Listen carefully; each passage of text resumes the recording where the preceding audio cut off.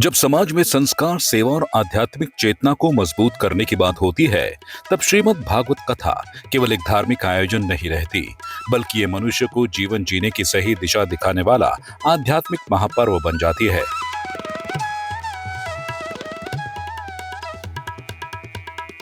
मुजफ्फरनगर के पवित्र तीर्थ स्थल शुक्रताल स्थित सुखदेव आश्रम में 7 दिवसीय श्रीमद् भागवत कथा ज्ञान यज्ञ का भव्य आयोजन किया गया।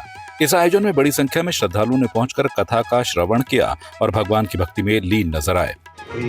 नारायण नारायण नारायण भजमन नारायण नारायण नारायण श्रीमन नारायण नारायण नारायण भजमन नारायण नारायण नारायण भजमन नारायण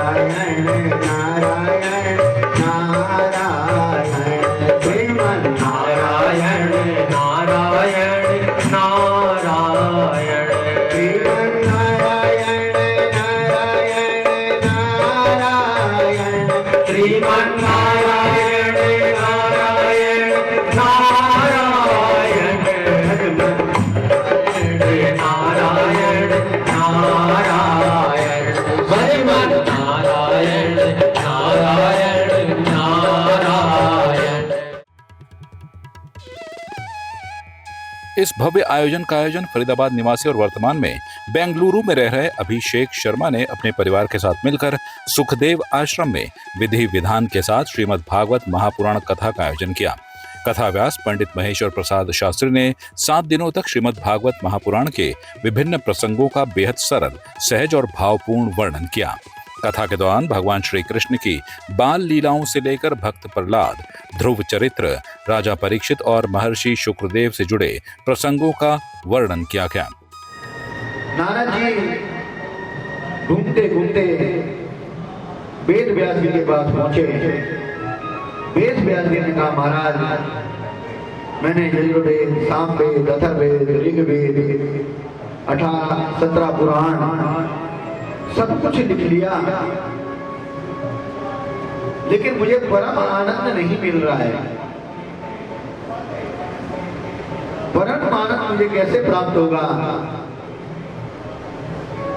तब नारद जी ने अपने पूर्व जन्म की कथा सुनाई। महाराज, पूर्व जन्म में एक मैं दासी पुत्र था। मेरी मां संत ब्राह्मणों की गौ की सेवा करती थी और मैं उन संतों के पास बैठ करके सत्संग सुनता था, परमात्मा का गुणगान सुनता था, परमात्मा का अनुवादन सुनता था। ऐसे सुनते सुनते मुझे वैराग्य हो गया। तभी भगवान ने मुझे ये वीणा वाद प्रदान की है।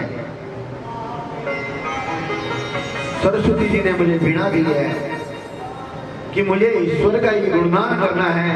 जितने मेरे जन्म हो, मैंने सिर्फ एक ही चीज मांगी है कि परम सत्य परमात्मा सत्यम परम धीमहि आहो आचार्य प्रतिक्रम वक्री मना नायताम।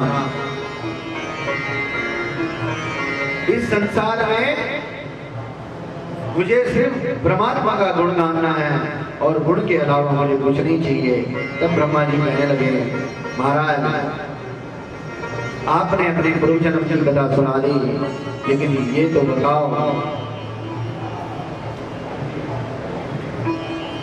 तब ब्रह्मा जी को कहा, आत्मा राष्ट्रमुनयो निरायता आपारुयो वन्दिते भक्ति मन्य वैद्यदेन गुणये ब्रह्मानिरावारुणा यस्यां लोक विराजये अर्थं विद्यावरो मारुणा वेणो राधुनाय पूर्णवरदे अध्यात्मता वारुणा लावा गाति दयानिधि वैदर्णं सेदागुजो पावयो आचार्यावकरीय नाम गुणये गुणया परमानंदनम।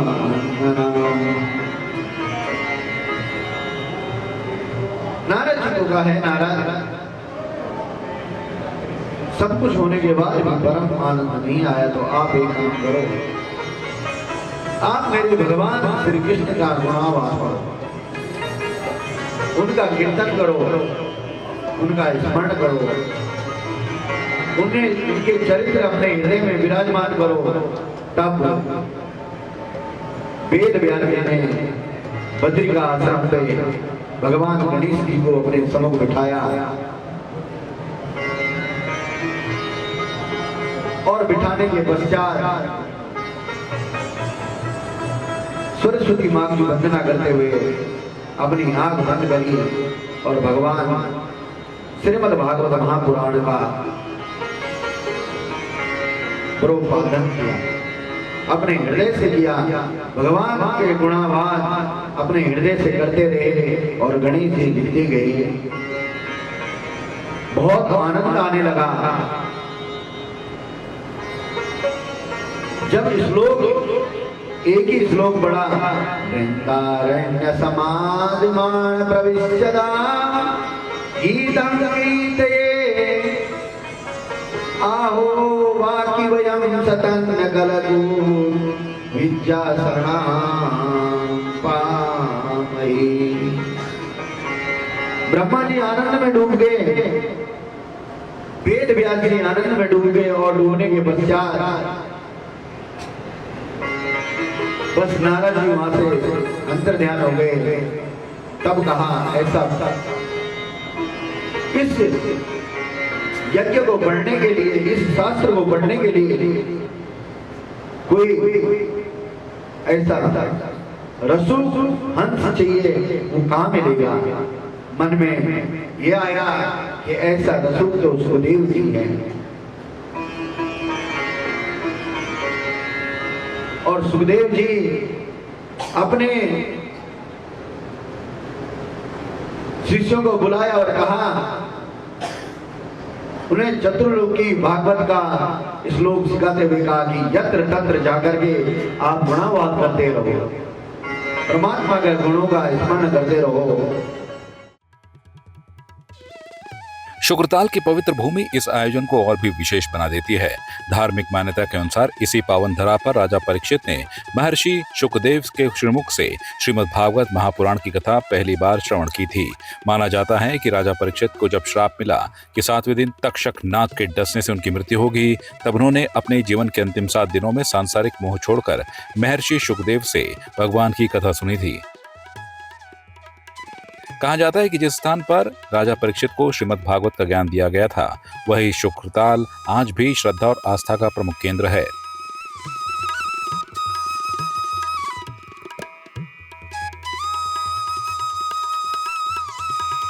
कथा के दौरान पंडित महेश्वर प्रसाद शास्त्री ने श्रीमद् भागवत के संदेशों का भी उल्लेख करते हुए कहा कि भगवान श्री कृष्ण ने मनुष्य को कर्म, धर्म और सत्य के मार्ग पर चलने की प्रेरणा दी है। आप जो कर्म कर रहे हो, आपके भाव क्या है, आपका स्वार्थ क्या है, आपके संबंध क्या है। यहाँ पे आज हम कथा सुनने के लिए आते हैं, लेकिन कल्याण की भावना बहुत कम श्रोताओं में होती है। कोई रिश्तों से संबंध है, कोई परिवार से संबंध है, कोई महाराज जी से संबंध है, कोई पंडित जी से संबंध है, लेकिन किसी को परमात्मा से संबंध नहीं है, किसी को सत्य धर्म से संबंध नहीं है, करुणा से संबंध नहीं है।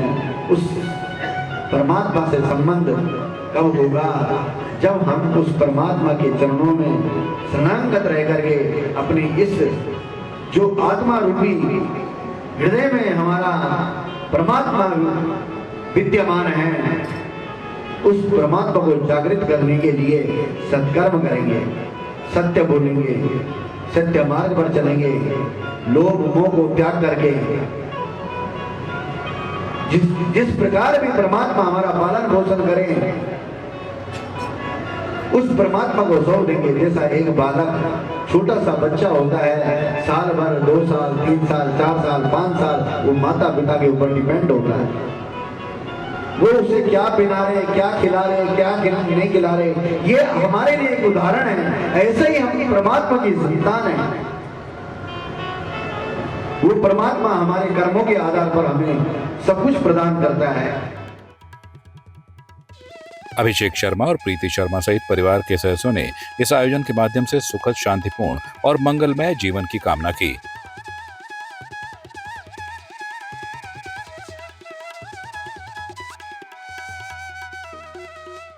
शुक्रताल में भगवान गणेश की 35 फीट ऊंची प्रतिमा, भगवान हनुमान की 72 फीट ऊंची प्रतिमा, भगवान शिव की 108 फीट ऊंची प्रतिमा और माता दुर्गा की 80 फीट ऊंची प्रतिमा भी श्रद्धालुओं के आकर्षण का केंद्र है।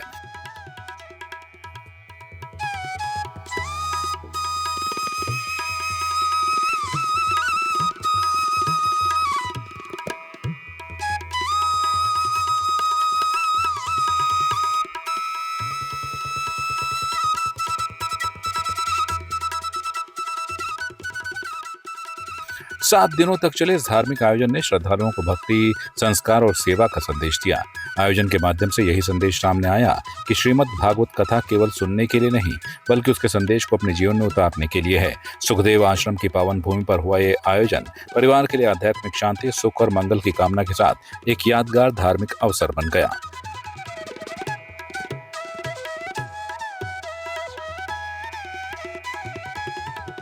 आपकी इस पर क्या राय है, हमें कमेंट कर जरूर बताएं। इसके साथ ही आप हमारे YouTube चैनल को सब्सक्राइब कीजिए। आप हमें Facebook, Instagram, Twitter पर फॉलो भी कर सकते हैं और संवाद 365 के साथ एक क्लिक में जुड़ने के लिए डाउनलोड कीजिए संवाद 365 ऐप।